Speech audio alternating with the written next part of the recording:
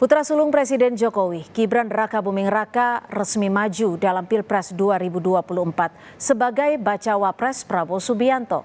Apakah setelah ini Presiden Joko Widodo akan membantu putranya? Bagaimana mengawasi langkah politik Jokowi? Kita akan bahas bersama juru bicara Tim Pemenangan Nasional Ganjar Mahfud. Sudah ada Pak Todung Mulya Lubis, juru bicara Tim Pemenangan Prabowo Gibran. Sudah ada Pak Wihadi Wianto dan Direktur Eksekutif Lingkar Madani. Sudah ada Bang Ray Rangkuti. Selamat sore, terima kasih Bapak-Bapak sudah bergabung bersama kami di Kompas Petang. Selamat sore. Saya langsung ke Pak Todung. Pak Todung. Sorry. Ini kan putra Presiden resmi daftar di Pilpres 2024. Anda melihat Presiden Jokowi bisa tetap netralkah di Pilpres 2024 ini?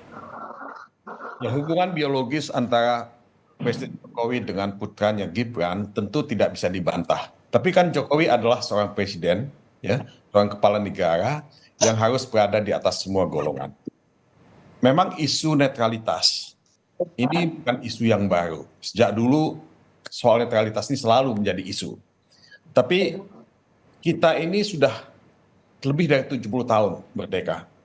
Kita sudah punya pengalaman 20 tahun lebih reformasi. Dan seharusnya kita sudah sangat dewasa dalam melaksanakan demokrasi. Jadi netralitas itu harga mati yang tidak bisa ditawar-tawar.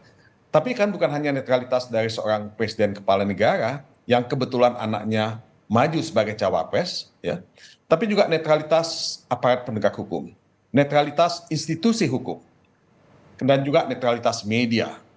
Ya, saya tahu bahwa media punya ya subjektivitas, bisa menulis editorial, tapi dalam pemberitaan kita juga menuntut pada media untuk bersikap netral. Kalau tidak, ya, pilpres atau pemilu yang kita akan adakan ini akan tidak punya legitimasi, akan dipertanyakan oleh banyak pihak, ya.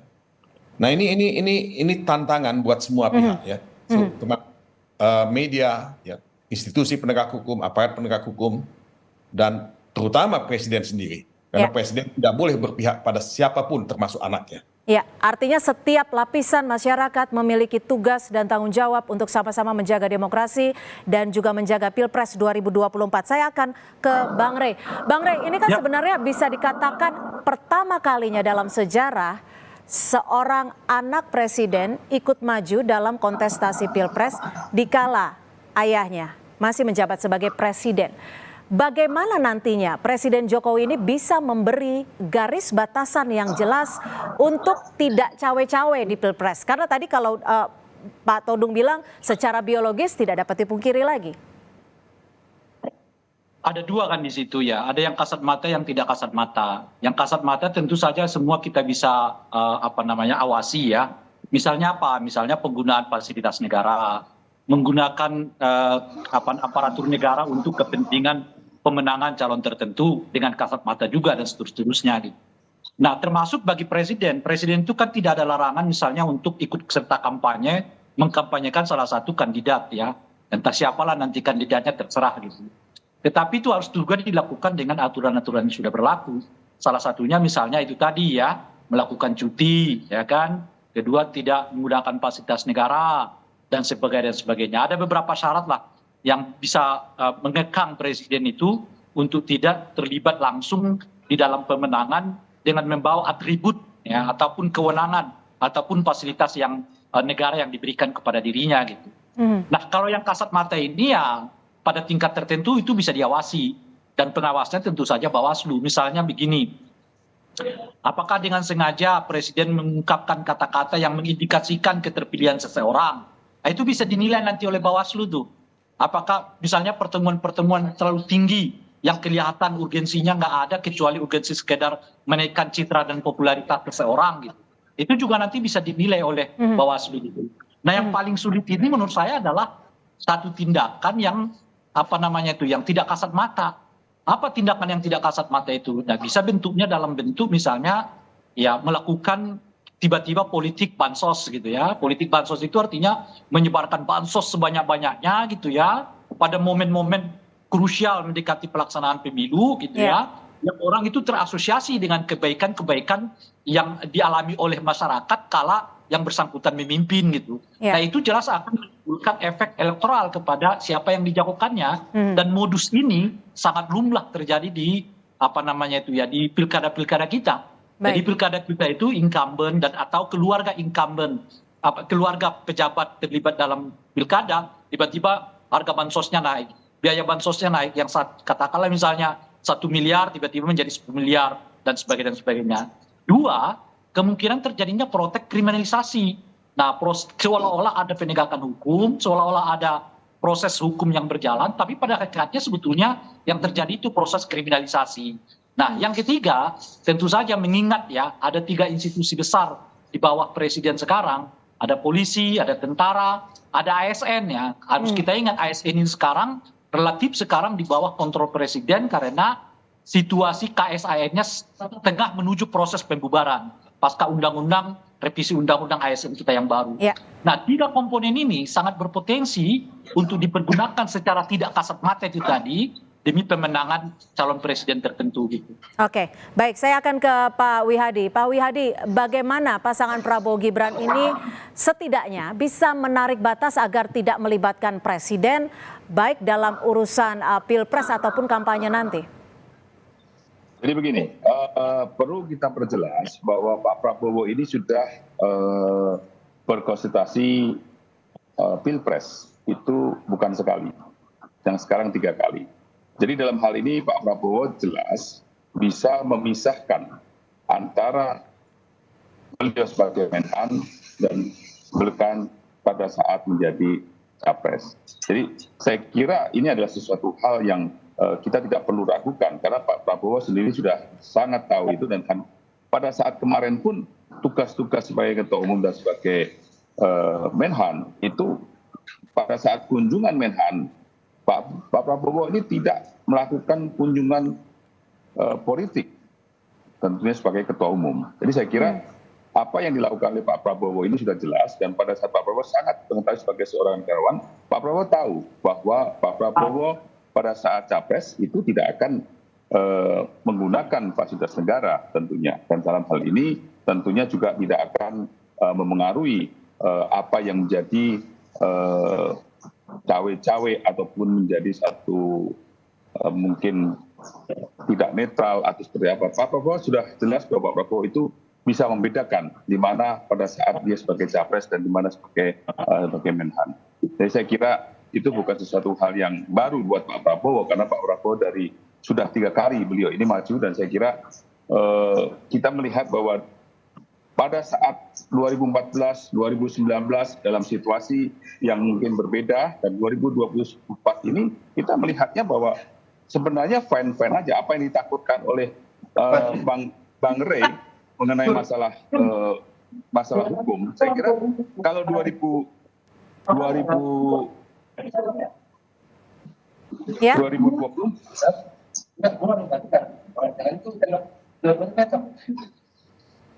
ada yang bocor sepertinya. Ya, sepertinya ada audio salah satu narsum yang bocor ya. Oke, silakan dilanjut singkat dulu sebelum kita break, Pak Wihadi. Kalau kita melihat 2019 dengan 2024, apa yang ditakutkan oleh Bang Rey itu mungkin tidak terjadi. Kalau sekarang ini 2019, 4 bulan sebelum pemilu itu sudah yang namanya laporan ke polisi itu sudah banyak sekali saling kriminalisasi, dan sekarang kita melihat ini adalah suatu pemilu yang damai karena sampai sekarang ini kita lihat bahwa APH tidak melakukan apapun kriminalisasi, dan kita lihat fine aja. Jadi saya kira hal ini kita tidak perlu lagi ketakutan ke depannya. Kita semuanya sudah dewasa karena kita sudah demokrasi sedemikian lama. Jadi saya kira ketakutan ini tidak perlu kita besar-besarkan dalam hal ini. Oke, baik. Tapi kalau dilihat dari rentetan ataupun urutan proses pilpres hingga tahap pendaftaran ini, apakah ada jaminan bahwa presiden akan tetap netralitas? Tentunya kita masih akan membahasnya selepas jeda, karena sebelumnya Presiden Jokowi juga sempat bilang demi bangsa dan negara saya akan cawe-cawe. Tapi kita akan bahas selepas jeda. Tetap bersama kami. Bagaimana Presiden Jokowi akan menjaga netralitasnya di Pilpres 2024 ketika anak sulungnya ikut maju sebagai bakal calon wakil presiden di kontestasi Pilpres 2024. Saya akan kembali ke Pak Todung. Pak Todung, ada kekhawatiran tidak terkait Pilpres 2024 ini? Ada penggunaan aparatur sipil, aparatur negara ataupun penggunaan fasilitas? Karena kita tahu di tim pemenangan Prabowo Gibran ada 1 menteri, ada 1 wakil menteri yang turut bergabung di tim pemenangan. Ada tidak kekhawatiran dari pihak Anda? Ya, kembali kepada kita semua ya, termasuk pejabat-pejabat yang ada dalam tim pemenangan, tim yang manapun, apakah itu Prabowo Gibran, apakah yang lain ya, bahwa kita ini punya kewajiban untuk menjaga netralitas. Cawe-cawe bisa dilakukan dan itu tidak semua bisa ditangkap oleh media. Jadi cawe-cawe yang tidak ditangkap oleh media ini itu bisa jadi lebih efektif dari apa yang bisa ditangkap oleh media. Nah, apakah aparat sipil negara, apakah aparat penegak hukum itu akan cawe-cawe? Saya rasa kita mesti take for granted bahwa cawe-cawe itu akan terjadi. Tapi disinilah tanggung jawab dan kesadaran moral kita sebagai bangsa untuk menjaga netralitas pemilu dan pilpres ini diuji. Tadi Saudara Rangkuti sudah mengatakan bahwa secara kasat mata banyak sekali yang bisa dilakukan oleh incumbent. Apakah misalnya membuat legislasi ya untuk menguntungkan pemilih-pemilih ya sehingga meningkatkan elektoralitasnya. Apakah misalnya dengan bansos misalnya. Dan ini terjadi di mana-mana dan tidak hanya di Indonesia. Politik semacam ini adalah politik untuk mendapatkan pemilih ya secara lebih signifikan. Nah, tapi saya lebih concern sebetulnya kepada media ya. Media ini juga bisa dipakai. Kalau kita melihat CNN di Amerika ketika ada Pilpres, CNN itu juga seolah-olah menjadi corong suara Partai Demokrat. Fox News ya, itu menjadi corong suara Partai Republik. Walaupun ya itu belum tentu dan bukan dimiliki oleh partai. Tapi di sini kan kelihatan bahwa relasi link antara partai dengan capres dan cawapres itu bisa kelihatan.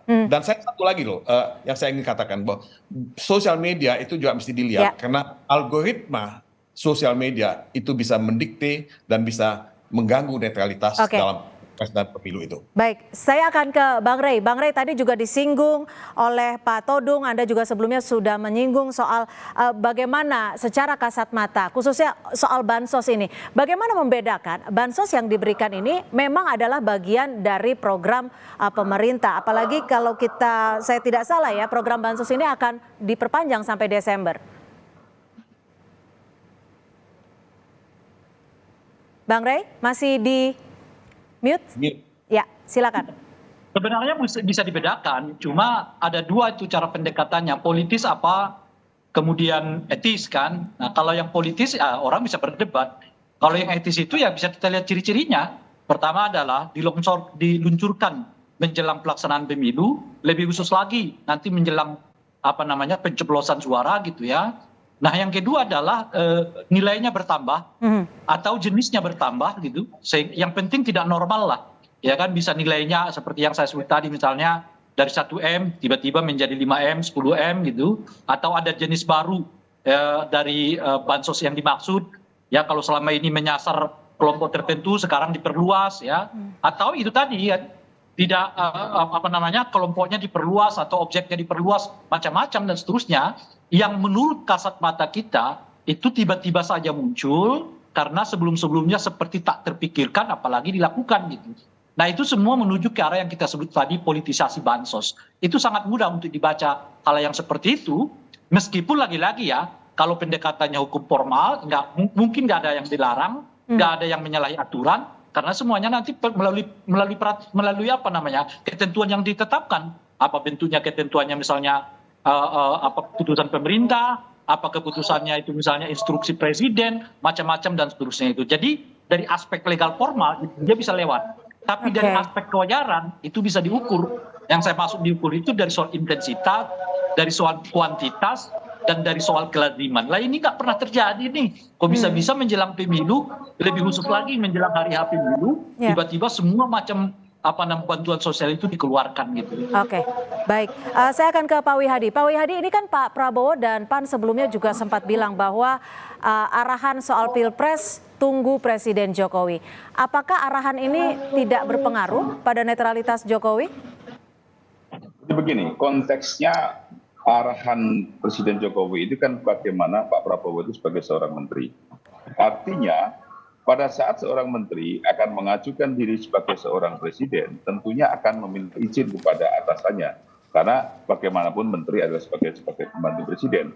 Dan tentunya pembantu presiden tentu kalau misalnya akan maju sebagai presiden untuk pemilu berikutnya, itu akan meminta izin kepada undang. Ini adalah suatu hal yang selalu dilakukan oleh Pak Prabowo. Karena Pak Prabowo ini seorang TNI, seorang militer yang paham betul bagaimana seorang atasan, seorang bawahan, dan apa yang harus dilakukan seorang bawahan kepada seorang atasan, dan hormat dan kemudian ada suatu hal yang mesti harus dilalui. Jadi saya kira ini bukan sesuatu hal yang dipakai bahwa arahan itu adalah merupakan tidak netralnya nanti Pak Jokowi, tetapi kita melihat bahwa ini adalah bagaimana Pak Prabowo sebagai seorang militer yang menghargai pola militer yang harus meminta izin kepada atasannya apabila akan maju sebagai presiden untuk pemilu berikutnya. Baik, tentunya menjadi harapan kita bersama agar Presiden Republik Indonesia Joko Widodo tetap menjalankan fungsinya sehingga ada sikap netralitas meskipun anak sulungnya ikut maju dalam kontestasi. Karena tidak hanya pemilu bahagia yang harus kita jaga, tapi juga pemilu yang bermartabat. Terima kasih juru bicara tim pemenangan nasional Ganjar Mahfud, Pak Todung Mulya Lubis, dan juga juru pemenangan Prabowo Gibran, Pak Wihadi Wianto, dan juga Direktur Eksekutif Lingkar Madani, Bang Ray Rangkuti sudah bergabung bersama kami di Kompas Petang. Selamat sore. Sore.